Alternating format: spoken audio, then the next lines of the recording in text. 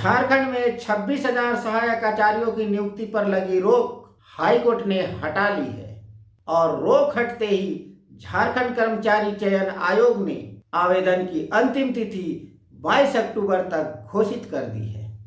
इससे एक बात साफ तौर पर नजर आ रहा है कि विभाग नियुक्ति को लेकर प्रतिबद्ध है, किंतु टेट पास पारा टीचर शुरू से ही इस नियुक्ति का विरोध कर रहे हैं। उनका कहना है कि ये नियुक्ति 2016 के टेट के आधार पर हो रही है और 2016 का टेट 2012 की नियमावली के तहत हुआ था, इसलिए ये बहाली भी 2012 की सहायक शिक्षक नियमावली के तहत होनी चाहिए।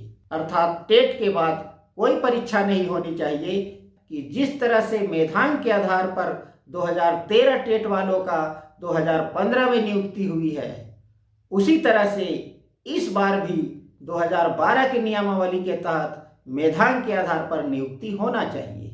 किंतु सहायक आचार्य नियुक्ति में टेट के बाद 7 से 9 घंटे मुख्य परीक्षा का प्रावधान है।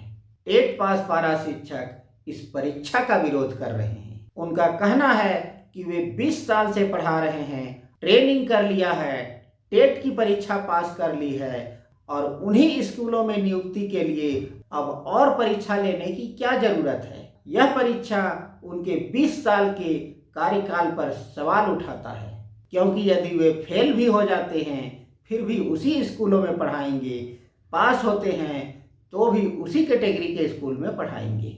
इस तरह से पारा टीचर एक मांग वेतनमान को लेकर पिछले 22 अगस्त से राजभवन के समक्ष धरने पर बैठे हैं और 22 अक्टूबर तक ये 2 महीने का समय हो जाएगा। इसी क्रम में टेट पास पारा टीचर कई विधायकों और मंत्रियों से मिले भी हैं।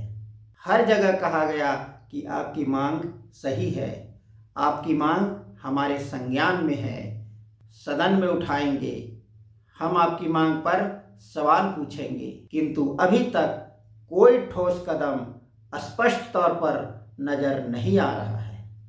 तो इसलिए पारा हो या नन पारा हो, सहायक आचार्य नियुक्ति का विरोध कर रहे हैं तो वे करें, किंतु एक बात याद रखें, सहायक आचार्य नियुक्ति में यदि परीक्षा का प्रावधान है तो ये परीक्षा होगी। इसलिए बेहतर ये होगा कि विरोध के साथ साथ अपनी परीक्षा की तैयारी जारी रखें, ताकि बाद में आज जो दिन देख रहे हैं वे दिन देखना ना पड़े। आज के लिए इतना ही। वीडियो में बने रहने के लिए धन्यवाद।